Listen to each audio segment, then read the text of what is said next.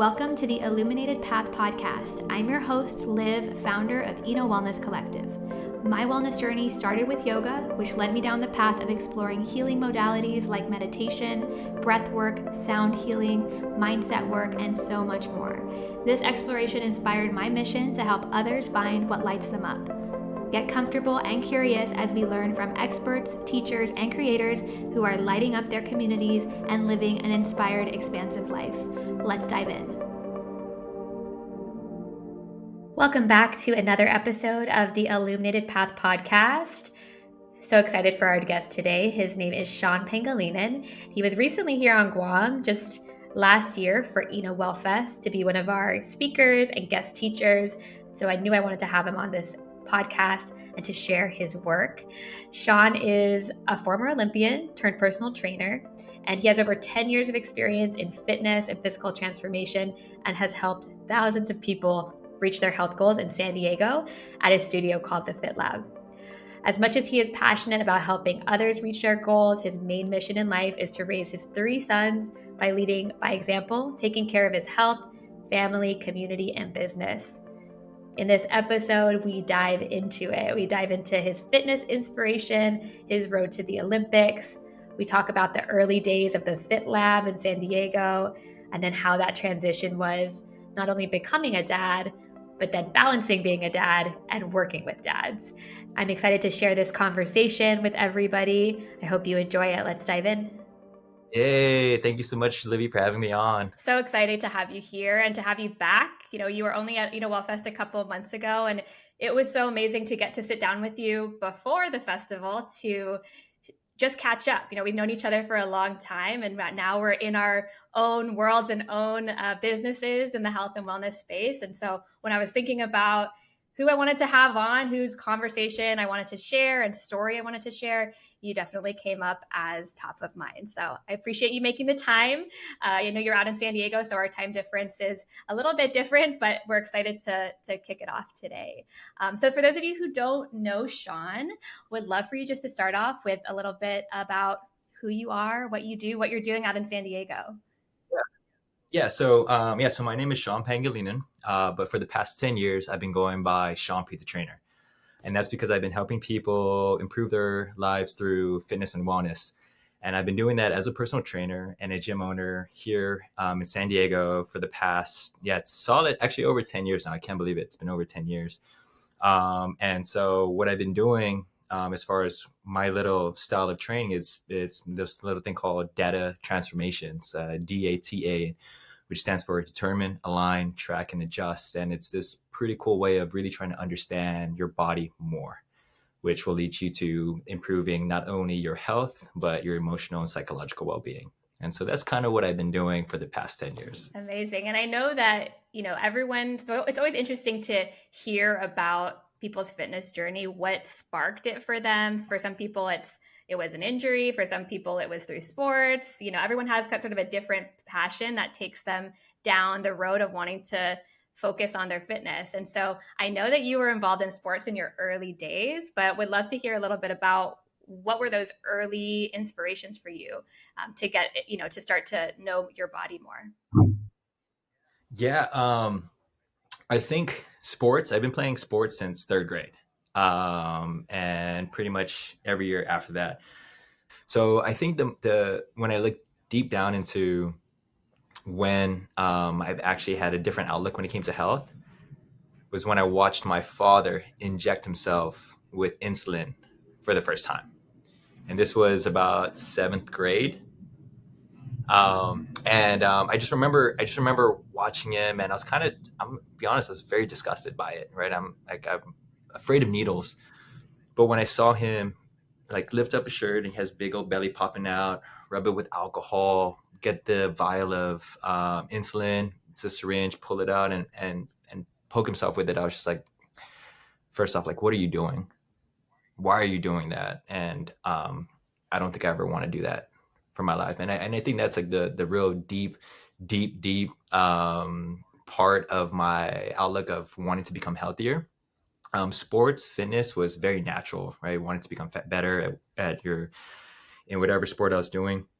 you just naturally are leaner and somewhat healthier. But when it comes to like really trying to be conscious about what I'm putting in my body and like what I want my body to be like, I think it started at a very young age in middle school, witnessing my dad do that.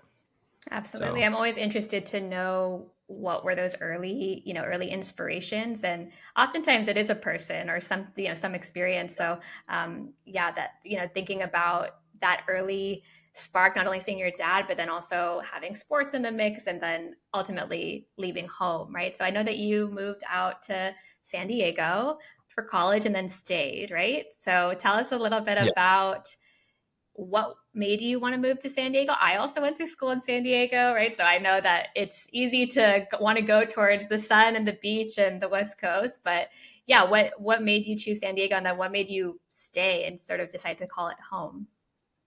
So so I was actually getting ready for my competition in 2008 Beijing Olympics.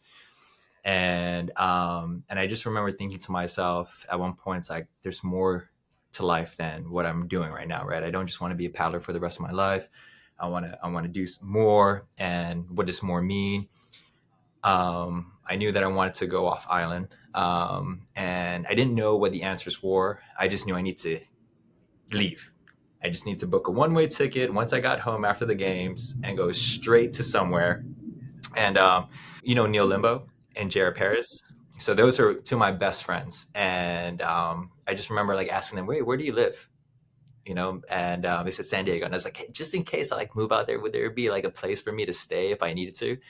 And they were saying yes, and so I kind of did this backwards plan of okay, they live in San Diego. What's in San Diego? What can I do? And so I had no idea where San Diego was, what it had to offer, except that it had a university that had a pre-physical therapy program. There was the Olympic Training Center. There was outrigger canoeing, and then I had a couch to stay on with my two best friends. And so that was the main catalyst of choosing San Diego. I love it. So Those are all four really important ingredients in making the move, especially doing a one-way ticket, right? Not a lot of people have that yeah, experience of like, I'm just going to go, I'm going to figure it out, I'm going to see what's there. But I know that there's a place for me to land, especially with friends there. So that's yeah, amazing. So you yes. mentioned you were doing the Olympic training. So tell me a little bit about that, right? Because not many people have that experience of being an Olympian and having that, especially coming here from Guam. So, what was that experience like for you? Yeah, so my story, I think if I was to put it in a nutshell, it'd be like labeled as the unlikely Olympian, right? Like my story is definitely not the traditional route of most Olympians that I've met and come across who have spent their younger years just training for this one sport in time, leading up to this whole goal of making it to there. Mine was very late. It didn't start until high school. And it wasn't a thought of going to the Olympics. It was just really wanting to be the best paddler from Guam. And at the time, the only paddling sports that we had on the island was outrigger canoeing, and so the ceiling for it was very low. The highest you can go is the Pacific Games, um, and so I was just training for that. I really didn't know what I wanted to do after high school, and so I just put all my efforts and energy into waking up every morning, paddling, going to school, working, and then going to the back to the beach and paddling some more, and then maybe lifting, and just trying to become better at paddling. And a couple years after that, there was an opportunity to try a new sport. It was called high kneel canoeing, and so it's so essentially I changed all my efforts from going to outrigger canoeing to high kneel canoe, and it initially it's just started out as going to a regional competition, the Oceania Championships in New Zealand. I'm getting that experience. And when I went, I got my butt handed to me. And I was very humbled to realize like there's like really, really, really, really good paddlers in this world that we don't even know about because I won't even focus on outrigger canoeing. And so, because of the outrigger canoeing and just my sole desire to become better, opportunities started opening up. I mean, I sucked when I first went to the Oceania Championships, but I was good enough to be able to get this like equivalent to a scholarship. and to be able to improve myself. And so I moved to Australia for a few months, and was training with the Olympic team there. And then I went to Romania and was training with their national Olympic team there. And so I basically was given a lot of money to fly, right? Because at that time, going to Australia from Guam was about a $3,000 ticket. It wasn't easy to get to Australia to Guam, let alone New Zealand or anywhere else. It was just very expensive. I think the cheapest flight you can get are only from Japan or um, the Philippines. And so it was very expensive. And so there's no way that I would have been able to do that if I didn't get that scholarship and so long story short, what was supposed to be an 8-year plan ended up becoming a 2-year plan. And so because of the experience that I got and all the opportunities that I had, I was able to qualify for the Olympics in 2008 on my birthday. What? On March 11th. Yeah. On March 11th in 2008, I got the third place position needed to qualify for the Beijing Olympics. And my mindset was for 2012. Like I was like, I'm not like, I'm very so fresh and new. Like I actually declined it initially to go to the Olympics. I was like, there's no way that I'm ready for it, right? Like this is a long-term goal, and right now we're kind of expediting the process. But that's when I also learned about the political aspect of paddling, right, or sports in general. And so I essentially was convinced to go, because even though I knew I wasn't ready for it, because participating in the Olympics was more than just winning, right? That's what I started to learn. It's not just about like winning a gold medal. It's about participation. It's about, like countries getting together, athletes getting together, like kind of unifying the world, under this one flagship of an event called the Olympics, like showcasing peace, hard efforts. And so that's when I started to get sold onto the idea of like, oh yeah, this is bigger than me. This is bigger than what it's about, and hopefully eventually it'll lead to more people wanting to participate in the sport. And so I basically dropped everything and moved to these countries and started competing, training more. And then I think I only had like 3 months to like get ready for the games. Like it was just this fast tracked event, and it was difficult, not just physically but emotionally, right? Like I wasn't prepared for such a big event. I went to world championships, right? And I didn't do well at all. But but I did well enough in our region to be able to qualify for the games. And so that's essentially my story in a nutshell. That's amazing. Yeah. And, lately I've been thinking a lot about just that, that phrase, start before you're ready. I feel like it comes up a lot, with business or with starting anything. And I feel like that story was really exactly that. It's like, just go. You might not be ready, but there's a lot of work behind it. And there's, like you mentioned, like a bigger purpose. I'm sure there's so many lessons that you learned from that experience. And again, being from Guam, not many people get to go out there. Did you go out there by yourself, or were you with family? Like, what was that experience? I imagine it's adrenaline. It was so last minute that even if anyone from Guam wanted to go, like my family wanted to go, it was just impossible. Like all the tickets were sold out. There's no place to stay. Flights were so expensive. No one. And also, this is my mindset. When I told you I initially declined it, my mindset was like, don't worry, guys, I'm going back in 2012. Like, don't worry, we have an opportunity to go again. And so, like now I'm looking back, I'm so happy I went, right? Like because if I did that, it wouldn't have happened. Or like just things happen so quickly. It's amazing. That's like another big lesson. Like things can just happen like that so fast, and so you just got to be ready for it. I love it. That's definitely one of the moments in your life that changed the path, right? If you had declined it or stayed on declining it, you probably would have taken a different path. You would have probably got there eventually, but who knows what would have happened in that time. So, I know that so the Olympics played a big piece in your journey, also sports, your dad moving to San Diego, all these little steps to get you to where you are. I remember when I was looking at, speakers for Wellfest, and I had come across, reconnecting with you. I was so inspired looking at what you've done with the Fit Lab. And I remember when we sat down, I was like, how did you bring this to life, right? This studio out in San Diego, just doing it. So can you tell us a little bit about the early days of the Fit Lab? How did it even come to life? Yeah. So another stroke of fate there. So in I graduated from San Diego State in 2012.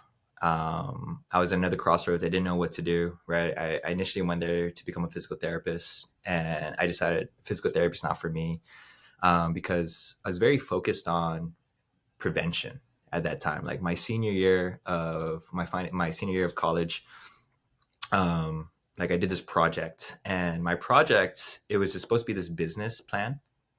And the project was like, what kind of, if you were to create a business in the fitness industry, what kind of business would you create? And a lot of people were doing a lot of app-based fitness programs. Like that was very big. Apps on the mobile phone was very big. I decided to go the nonprofit route.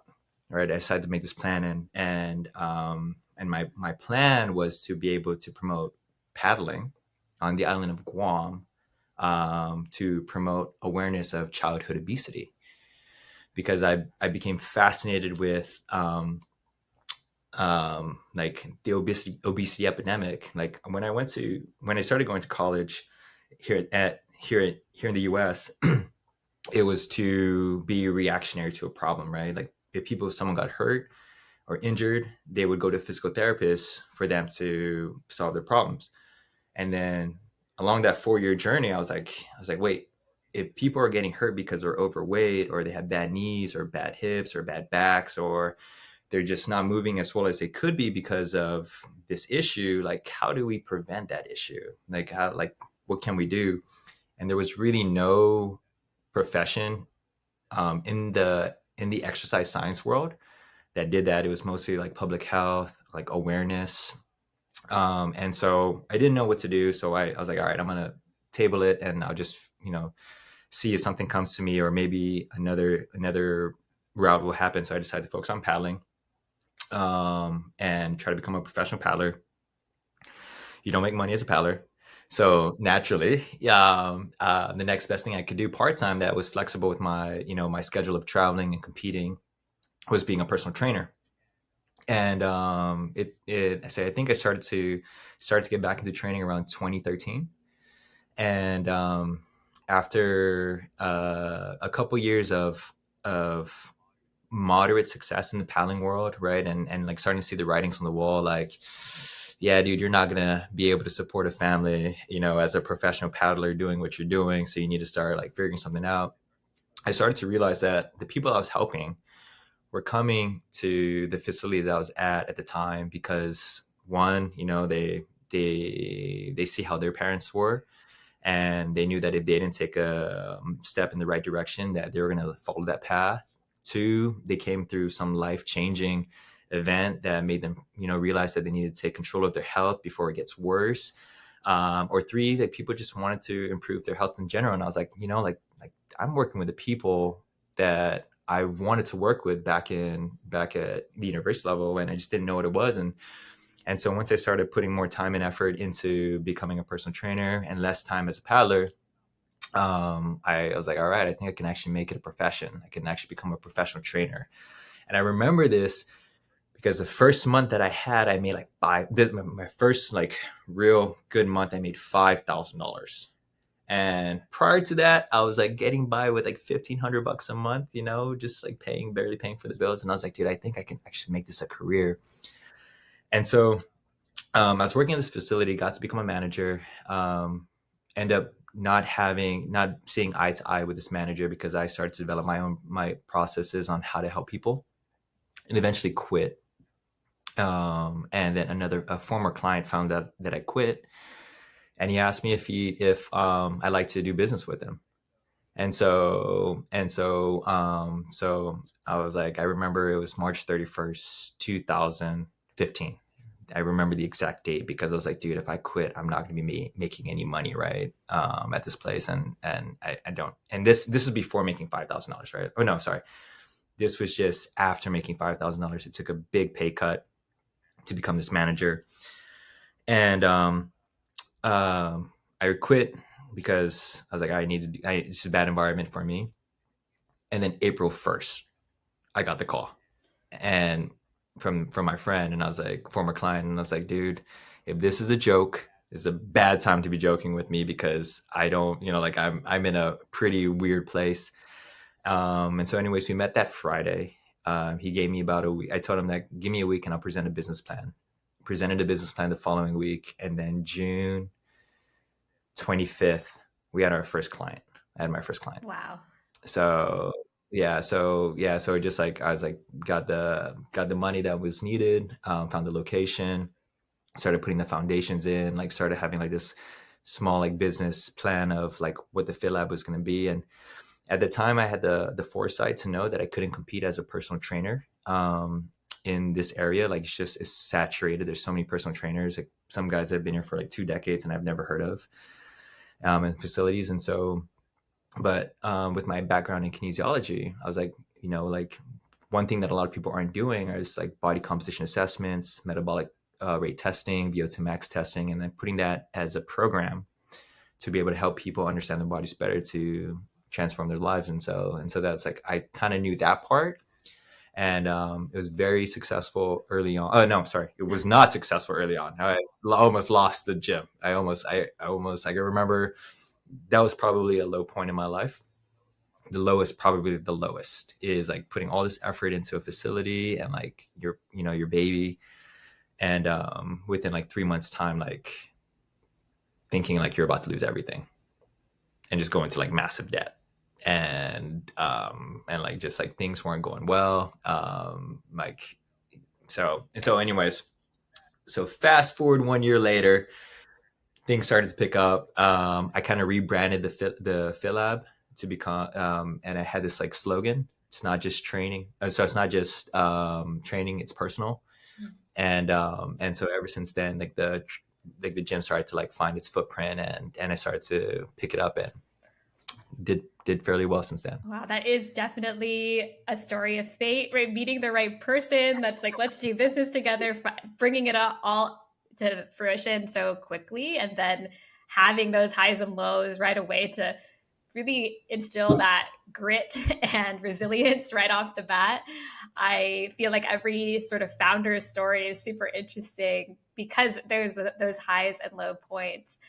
One of the things you mentioned as you were explaining your story was how you decided to make what you do a little bit different, right? So those early clients that you had, the early people, right, that were coming or coming back, signing up, what were they like? What were they coming to you with as their issue or problem or goal that they had?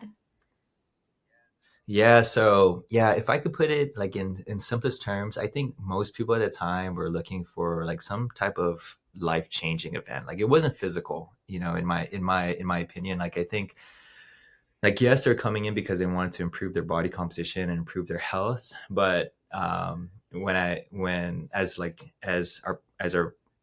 the weeks went on, the months went on, training together, like, you gather rapport, like you're just building this relationship, like you become friends with almost every single client that I've, had. Like, I mean, like, I just know a lot more than probably they want to even share. Right. And so, but initially, I think a lot of it was just more of a spiritual transformation, and using exercise as the vehicle to get there.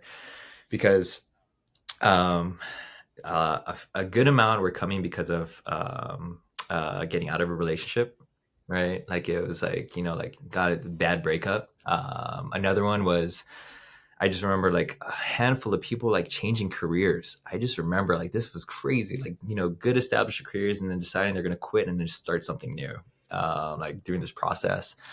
So if I was to break it down, I think it was more spiritual in the beginning. Like it was just a different type of, um, and you know what? Let me take it back. I think that's really what it is for most people that come to like these programs that I have. It's not about working out, because like I'm a higher ticket program, right, for most people. And if you just wanted to work out, you would go to a gym, like a big box gym, or you would do a group fitness program, right? If it was just about exercising. But most people end up wanting to work with me or someone else, like a personal trainer, because of the intimate setting. And it's like, not to say that I'm a guru or anything like that, or like I talk about any of that. It's just us talking, really, and just like trying to answer a lot of questions about like, why can't you do that? Like, you absolutely can do that. There's no reason why you can't. Let me show you. Right? Like, this is, you can absolutely lift this weight. Just, you're not going to hurt yourself if you do it this way. So that's always the superficial questions that are asked, and then it just starts to get a little bit deeper, I guess, from there. So yeah, so it's, I would say a lot of it is spiritual, emotional transformation. Definitely. I see a lot with my clients that come to me for, health and wellness coaching. I notice that they're all different, right? Different ages, different jobs, different life situation. But I do notice that the one thing they all have in common is they're in transition. They're in transition of some sort. And I think that's why people do, decide to work with coaches and trainers or get a therapist or whatever it might be, is they're in that mode where they're transitioning from one chapter to the other. And so I have a trainer Yeah. myself. I book coaches or I join mastermind programs. Like, I'm such a big fan of that Yeah. because we're always in transition, right? We're always trying to get to the next level or next chapter. So that's amazing, amazing to see. And all of the clients that come to you, you're a busy businessman, but on the side of this, you have your whole family, right? You're building a family, you're raising your family, which is part of your bigger why. So what was happening on the family side as you were starting to build your business? So I opened up the gym in June. I'm so sorry. It was June 1st. It was May 25th, and then June 1st. And then I was with Emma. Emma and I just literally started dating like around March, and um, she tells me she's pregnant February. And so so as far as like, how's that affecting me? That was like, okay, dude, you got to figure this out, because if you don't, you're not going to be able to get really far, or at least go where you want to go if you didn't. And so when she told me that she was pregnant, I think I was firing on all cylinders at that point, and there was just no losing. There was just literally no losing, and this is gonna happen and work out. And so that year came, and I was working mindlessly. Like, I was probably working 100-hour weeks. I remember it was like, when he was born, I worked the next day, and pretty much since that time until COVID hit, I would be gone before the kids woke up, and I'd be home after they fell asleep. So I didn't even see my family. I was just in this like hustle mode for 4 years, like just nonstop. Wife was doing her own thing. We had a kid 2 years later, Kai, in 2018, and so she was basically like, she was a single mother, really, me, when I was at work. And so they've been a driving force as far as like getting to this like financial goal, like really trying to like be the provider, be this foundational support for them. But since 2020, there's this when I thought I was going to lose everything again, right? Because in March I had to shut the gym down, and I was already about to start my second location. I had this big team of 5 trainers, had started this group fitness program, and so like just so much traffic going on, ready to expand. Gym shuts down in March. I believe it was like I don't know, it was like March 17th or like March 25th. And I was like, it's only gonna be a week, no biggie, right? Everyone like take a break. 2 weeks happen. I was like, okay, it's kind of a little concerning. And then when the 1 month mark hit, and I saw my statement, like income statement, like come in, and it was like $1,000, I was like, this is bad, right? This is really bad. Like, is this gonna go on for longer? And um, was able to pivot a little bit, was able to keep some clientele, and was doing online programming. But one of the most beautiful things happened throughout that process. I was waking up later, and I was waking up with my kids. And then by like, even though I was doing online programming, I was with them, like hanging out, like, right. I'd be like, hey, daddy's going to go work. And so just give me, 30 minutes. And then they'll open the door. Are you done yet, dad? And then, we finished the day like hanging out, and obviously we're confined. We really couldn't do much because we were in an apartment at the time. So we're just spending so much time together. And I realized, like, dude, I am I am spending a lot of time at the wrong places. Like, I need to be spending more time with my kids, and so my relationship with my I have a much better relationship with my 5-year-old than I do with my 7-year-old, because he just turned 2 at that time, and so I was spending a lot more time with him, and I understand him more, and I think he just understands me more because I was more present in his life. And so since then, like, now I'm like, how do we find this, like, this balance of not working nearly as much but also making a certain amount of money, and making sure that I'm present with my kids every single day. Like that's a must. Like, being present with them is something that I'll never ever sacrifice again. And so what that's led to is being more efficient, finding more creative ways of training people, and then also like wanting to work with fathers. Like, realizing, like, oh, my avatar, that the person that I ideally want to work with is someone who's between the ages 30 and 50, who has a kid, who is either an executive or a businessman who's constantly busy, and married, and is trying to find balance in their lives, because I've kind of went through it. I understand the importance of it. And also, like, going back to my, like, university, like, project, I realized that you can't fix childhood obesity by working with kids. You kind of have to do it by working with the parents. And I was like, and like, if we start to work with more, parents who are more conscious about what they're doing with their health, as far as moving more and eating better, then naturally, their kids are gonna follow that path too, right? At least hopefully that's gonna be the case. And so it's like all this, like all the things that I've been wanting to accomplish, like, are like kind of coming full circle into this career that I never thought was possible. And now I'm like coming to the terms, like, I can't help everybody, but the people that I can help, I'm gonna, like, give it my all, and just, like, be their support and guide in this health and wellness journey, and be like, like, yeah, yeah, you can do it, like, and this is what I did. Let me show you.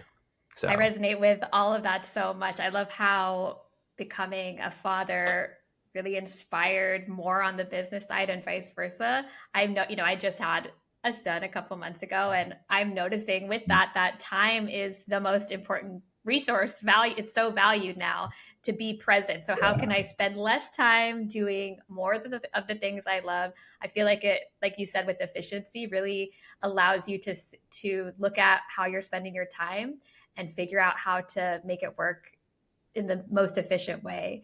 One of the things that drew me to connect with you initially was the little feature that, not little, big feature that you had on for Father's Day with The Rock. And I remember seeing that video, and I remember tearing up in the video and being like, I have to reach out to Sean. And so that was, related to your fitness and fatherhood journey. So how did you get connected with him or with his team?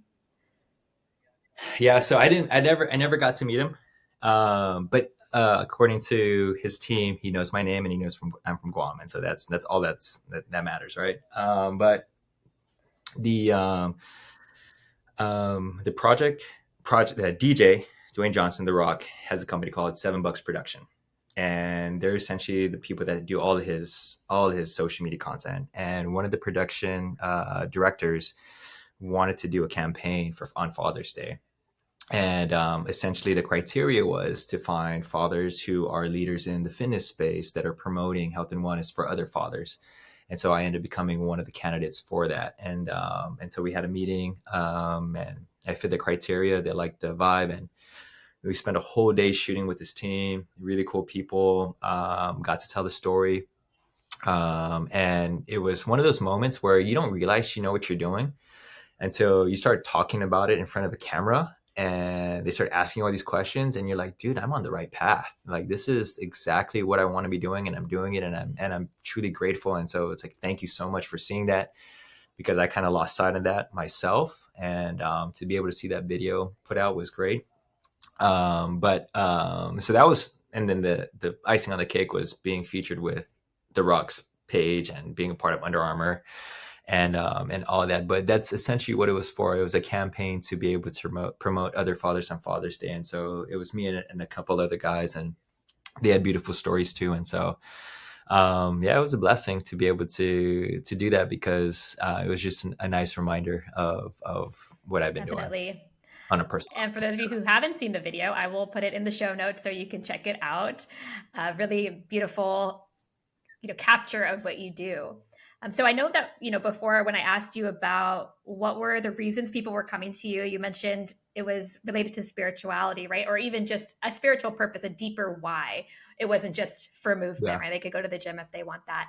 But specifically your work with fathers, right? What do you notice about that group, right? Are those type of, men coming to you? What do you notice that maybe is a little bit different from the non-fathers that you're training?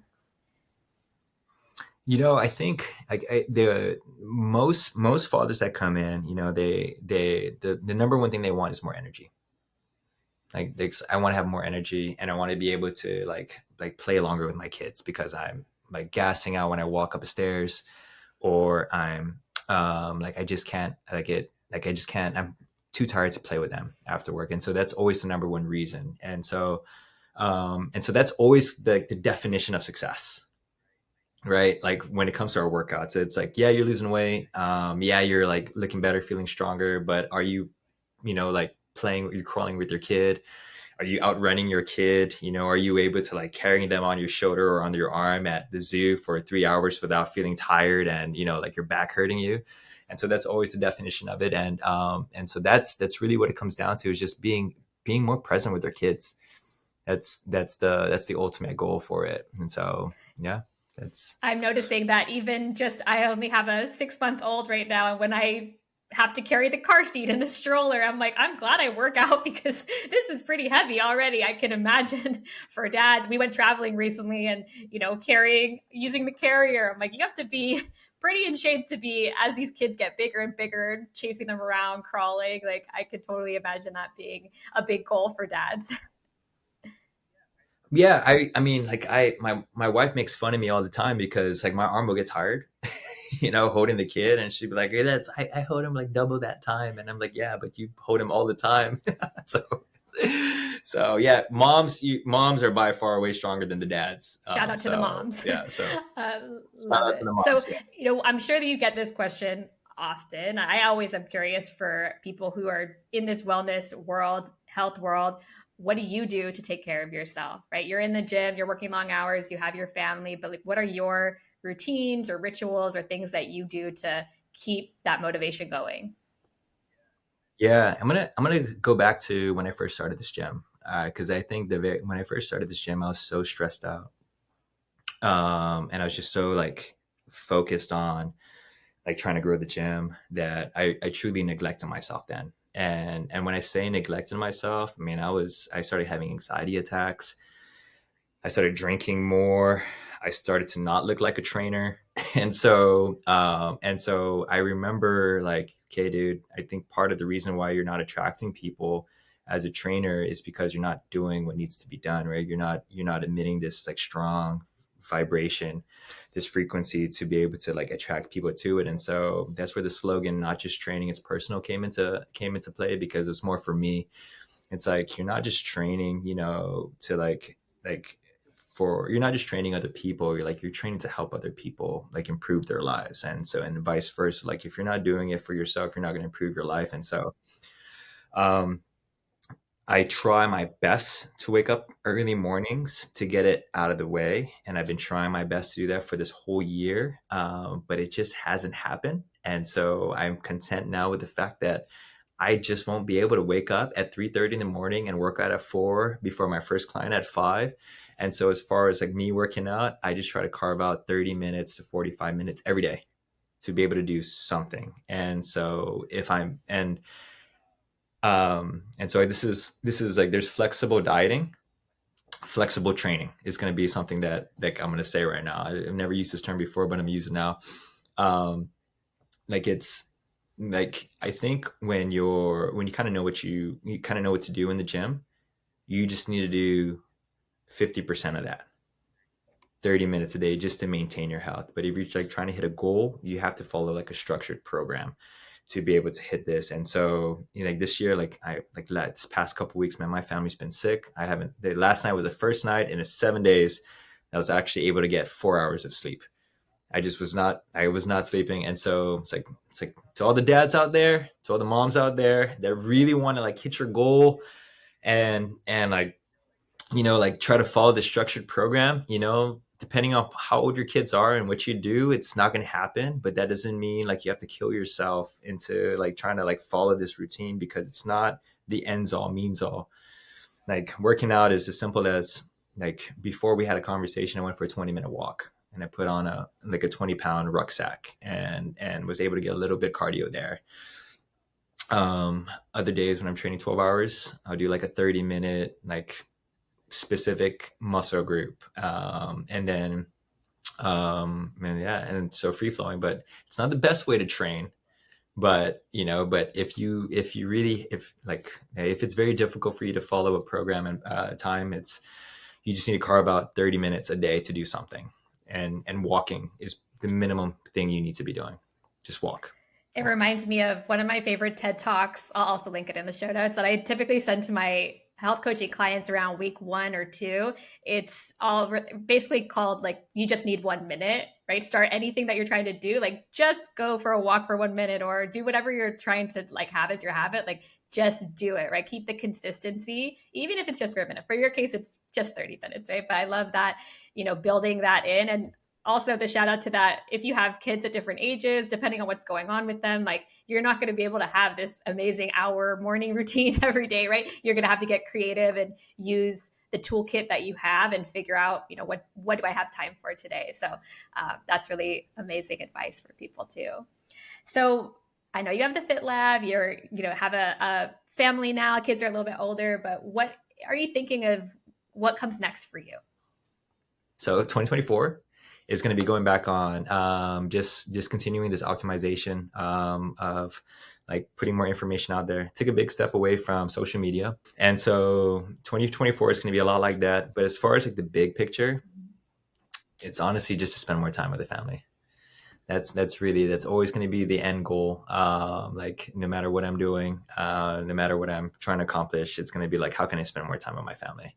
Like, how can I be more present with them and do more things with them? My boys are in jujitsu, so I'm really excited for that. And they're kind of like, they're only 7 and 5, but they've been talking about how they want to compete. And so, so I'm like, oh yes, maybe we can start doing more competitions, right? Like at least fun stuff. Start getting in that realm. And so, yeah, there's really I'm very happy with where I'm at right now and what I'm doing. And I keep wanting to go bigger, like how I did in 2019, going to 2020. But at the same time, I don't want to get bigger. And so my whole goal has just been like, how do I spend more time with my kids? How do I do that? And as with any other business person, that obviously means you need to figure out ways to be more financially independent, right? So as long as that's my end goal, then I start to work backwards and figure out, okay, what do I need to do? I can absolutely resonate with that. And even thinking about, if I am going to be spending my time working, I better be working on the things I really love, right? And with clients I love, and doing the things that are impactful work, right? Rather than just the yes to everything. I'm currently in that process evolution, right? Of like looking at, you can't serve all, but for the people that you can serve, how do you go deeper with them, right? So Yeah. amazing. So one of the questions I'm asking at the end of every conversation is, what is lighting you up these days? What's really sparking joy and bringing light to your life? Okay, so aside from the family, aside from my boys, what's sparking joy? There's do you ever listen to Peter Attia? No, I don't. Okay, so he's another person to look into, and I've been reading a lot of his blogs and listening to him a lot, and he's popularizing this term right now, longevity. I think one of the biggest things that just motivates me is living a longer and healthier life. Like that's really what I look forward to. And when I think about like living a longer and healthier life, it means I get to spend more time with my kids, be more active and present with them. And I hope to be 90 years old teaching my grandkids how to squat. Like that's where I'm at. And so it motivates me to work out every day. It motivates me to be as mindful about the stuff that I put into my body, and also like what's the best thing I could put in my body, and also what's the best things I can do for my family. So living a long and healthy life is really what motivates me, to do a lot of things that I'm doing now. Amazing. And so for those of you who want to connect with you, with Sean, where can people find you? Obviously in the Fit Lab in San Diego, but where else can people find you? Where do you typically connect with people? Yes, just reach out to me on my email. It's sean@thefitlabsd.com, or check me out on Instagram. That's really where I'm at. It's the only social media that I use, Sean P. the Trainer. Or check out my website, seanpthetrainer.com. So yeah, and if you have any questions, please reach out to me. I'd be more than happy to answer any questions that anyone has, in the realms of fitness, um, dad parenting, right, and maybe even paddling too, if you want to go there. Amazing. Thank you so much for making the time, sharing your story. So great to get to reconnect with you. And we'll be in touch soon. Thanks again. Thank you, Livia. Thanks for listening. If you like this episode, please rate and review, and don't forget to subscribe. Learn more at enowellnesscollective.com and connect with us on Instagram at enowellnesscollective.